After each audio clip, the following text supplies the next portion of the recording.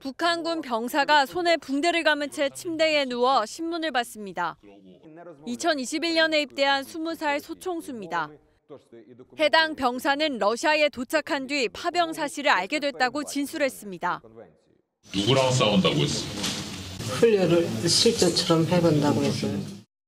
국정원의 통역으로 한국어 질문이 이어집니다. 북한으로 돌아가고 싶은지 묻자 우크라이나에서 살고 싶다고 대답합니다. 다시 북한으로 돌아가고 싶어? 우크라이나 사람보다 좋은가요? 여기서 살고 싶어요. 턱에 붕대를 감고 앉아있는 병사는 2016년에 입대한 26살 저격수입니다. 이어지는 질문에도 말없이 고개만 끄덕입니다. 북한의 가족들이 없어? 북한으로 다시 돌아가고 싶어? 러시아 쿠르스크 지역에서 생포된 북한군은 신문에서 전투 중에 북한군 상당수가 병력 손실을 입은 것이 맞다고 인정하기도 했습니다. 볼로디미르 젤렌스키 우크라이나 대통령은 러시아에 억류된 우크라이나군을 인도하는 조건으로 생포한 북한군을 풀어줄 수 있다고 밝혔습니다. SNS에 이 같은 내용을 한글로도 올리며 북한 김정은을 향해 직접 제안했습니다. Кім Чен Ін взагалі пам'ятає про цих своїх громадян і може організувати обмін на наших воїнів, які утримуються. 우크라이나가 북한군 포로의 영상과 신문 내용을 공개한 건 국제사회 여론을 환기하고 지원을 이끌어내기 위한 의도로 보입니다. 각각 팔과 머리에 붕대를 감은 두 남성이 침상 위에 누워 있습니다. 퉁퉁 부은 얼굴로 힘겹게 물을 마셔보지만 그마저도 쉽지 않습니다. 현지 시간으로 어제 우크라이나 보안국이 부상당한 북한군 2명을 러시아 쿠르스크 지역에서 생포했다며 공개한 영상입니다. Яких 9 січня 2025 року захопили бійці тактичної групи номер 84 Сил спеціальних операцій, а іншого – воїни-десантники Збройних сил України. 팔을 다친 군인은 2021년 입대한 20살 소총수, 턱을 다친 군인은 2016년에 입대한 26살 저격수로 국정원의 통역 지원을 받아 신문을 받고 있는 것으로 전해졌습니다. 국정원은 병사들이 전쟁이 아니라 훈련을 받기 위해 러시아에 온 것으로 믿었다며 도착 후에야 파병 사실을 알았다고 전했습니다. 그러면서 전투 중 상당수 병력 손실이 있었고 4, 5일간 먹지도 마시지도 못하다가 붙잡혔다고 진술했다고 덧붙였습니다. 생포 당시 북한군이 지니고 있던 러시아 군대 신분증 사진도 공개됐는데 우크라이나 당국은 북한이 러시아의 전쟁에 참여했다는 명백한 증거라고 강조했습니다.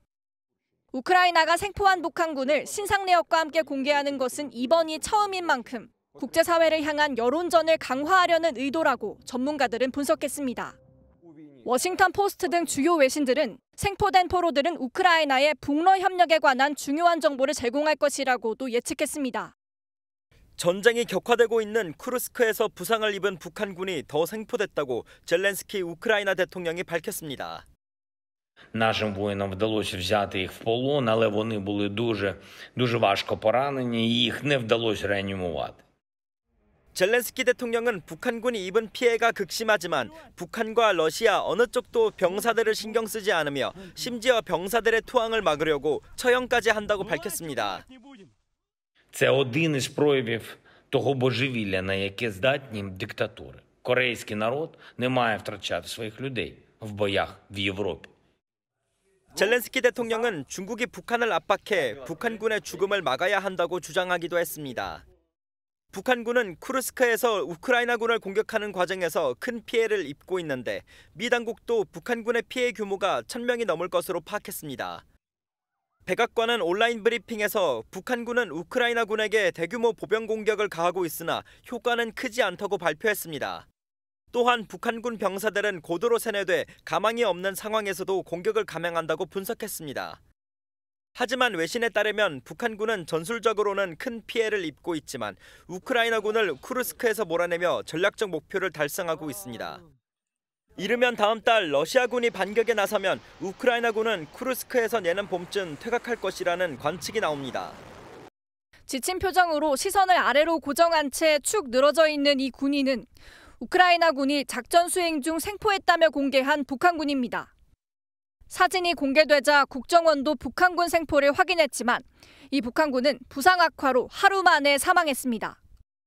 국가정보원은 26일 생포됐던 북한군 한 명이 부상이 심해져 오늘 사망하였음을 우방국 정보기관을 통해 확인했다고 밝혔습니다.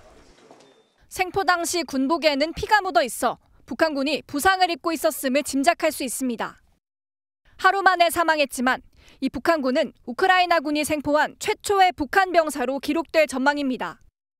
러시아에 파병된 북한군이 10,000여 명으로 추정되고 우크라이나는 이 중 4분의 1 정도인 3,000여 명이 사상을 당한 것으로 보고 있습니다.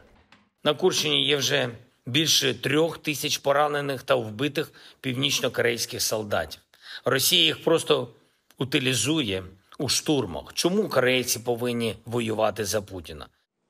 러시아에 북한군이 대규모로 파병되면서 북한군 포로와 관련된 문제가 국정원 국정감사에서도 언급됐습니다.